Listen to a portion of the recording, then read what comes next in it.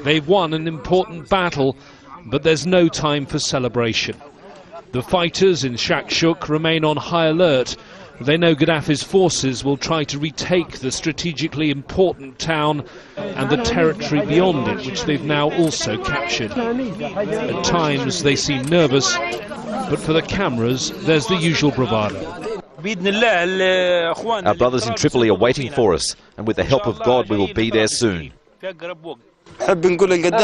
want to say to Gaddafi to leave right now, before the rebels get him. I want to tell him he will not succeed. Victory will be for the rebels. May Libya be free. These rebel victories are strategically important. Where I am right now is just 160 kilometers from Tripoli, and opposition forces are even further up this road, a further 55 kilometers, just 105 kilometers from Gaddafi's seat of power.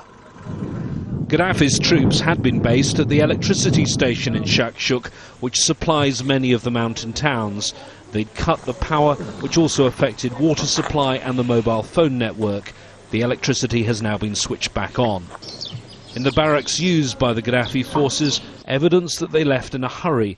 The food supplies they abandoned, now fodder for the mountain goats. There was no heavy fighting here.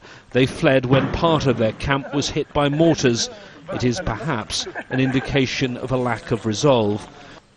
But taking Shakshuk presents fresh challenges for the opposition.